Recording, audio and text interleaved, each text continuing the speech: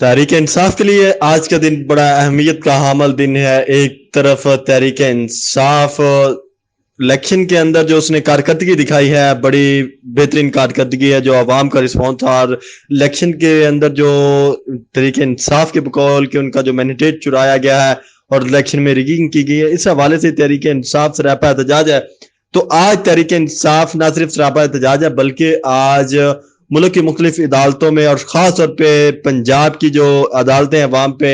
احتجاج کی کال دی گئی ہے، اور اس وقت آپ کو یہ براہ راست مناظر دکھا رہے ہیں لاہور ہائی کورٹ کے، جہاں پہ تحریک انصاف کے حمایت یافتہ وکلا اس وقت سراپا احتجاج ہے، اور یہ متفقہ طور پہ تمام وکلا نے فیصلہ کیا ہے کہ وہ آج عدالتوں میں پیش نہیں ہوں گے، کیونکہ تحریک انصاف کا جو مینڈیٹ چرایا گیا ہے، اور تحریک انصاف نے خاص طور پہ پنجاب کے اندر جب بھی احتجاج کرنے کی کوشش کی، وہاں پہ پولیس بھیج دی گئی، اور ان کا جو جمہوری حق ہے احتجاج کرنے کا، وہ ان کو حق نہیں دیا گیا، بلکہ وہاں پہ پولیس کے ذریعے اس حق کو چھیننے کی کوشش کی گئی، انسانی حقوق کو پامال کیا گیا۔ اور جو ہم دیکھ رہے ہیں گزشتہ ایک سال کے دوران جو کچھ پولیٹیکل ورکرز کے ساتھ کیا گیا، پولیٹیکل ورکرز کو وہاں پہ مارا گیا، اٹھایا گیا، اور 6 ماہ سے قید و بند کی صورتیں برداشت کر رہے ہیں پولیٹیکل ورکر، اور اس کے باوجود ان کے جو ہے سنوائی نہیں ہو رہی، میرٹ کے اوپر کیسز کی سنوائی نہیں ہو رہی۔ ایک بینچ بنتا ہے اور 13-14 مرتبہ ایک بینچ ٹوٹ چکا ہے مختلف مقدمات کی، اور خاص طور پہ 9 مئی کے جو مقدمات ہیں ان میں جو ضمانتوں کے حوالے سے، تو اس کے اوپر آج لاہور ہائی کورٹ باس نے احتجاج کی کال دی ہوئی ہے، اور آپ دیکھ سکتے ہیں کہ تحریک انصاف کے حمایت یافتہ اور دیگر جو وکلا ہیں اس وقت وہ احتجاج کر رہے ہیں، اور انہوں نے عدالتوں کا بائیکاٹ کیا ہوا ہے، اور خاص طور پہ لاہور ہائی کورٹ کے جو ججز ہیں ان کے اوپر بھی کافی پریشر ہے کہ گزشتہ دنوں آپ نے دیکھا ہوگا کہ میاں اسلم اقبال کو ضمانت جو ہے پشاور ہائی کورٹ سے ملی، اور لاہور ہائی کورٹ میں ان کو ضمانت نہیں مل سکی۔ 13 مرتبہ ان کا جو کیس ہے وہ ایک بینچ میں فکس ہوا، اور وہ بینچ ٹوٹ جاتا تھا۔ تو اس طرح مختلف اور بھی بہت سارے کیسز ہیں، جیسا کہ یاسمین راشد ہے، عالیہ حمزہ ہے، صنم جاوید ہے، مختلف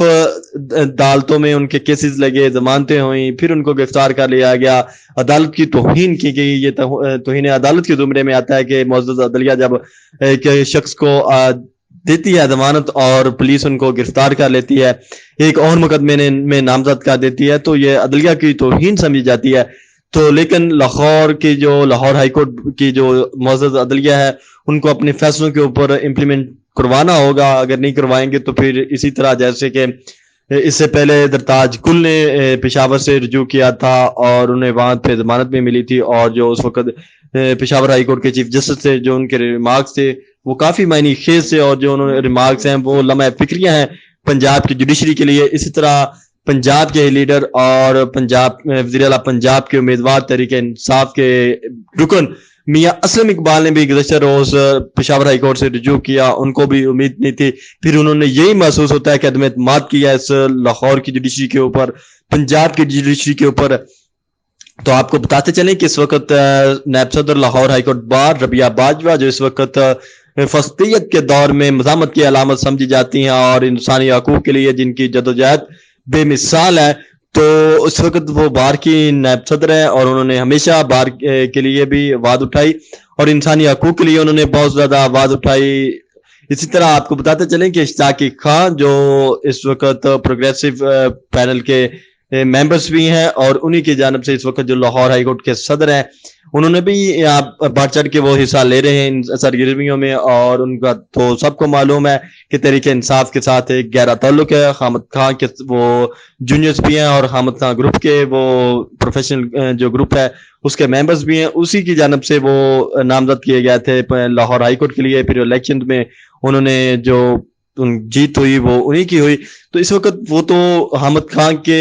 ساتھ کھڑے ہیں، حامد خان کا جو بھی اشارہ ہوتا ہے وہ اس اشارے کے اوپر لبیک ہمیشہ کہتے ہیں۔ تو اس وقت لاہور ہائی کورٹ جو ہے وہ آج ایک موومنٹ کا آغاز ہو رہا ہے لاہور ہائی کورٹ سے۔ اب کیا یہ موومنٹ جو ہے یہ وہ جو ہم نے ماضی میں دیکھی تھی 2007 کے عدلیہ تحریک، عدلیہ بچاؤ تحریک، کیا یہ وہی تحریک چلے گی؟ اور قاضی فیض عیسیٰ کے اوپر اس وقت کافی تنقید کی جا رہی ہے انہی وکلا کی جانب سے۔ آپ کو بتاتے چلیں کہ بینچ اور بار کا ایک بڑا چولی دامن کا ساتھ ہوتا ہے، تو لیکن اس وقت جو بار ہے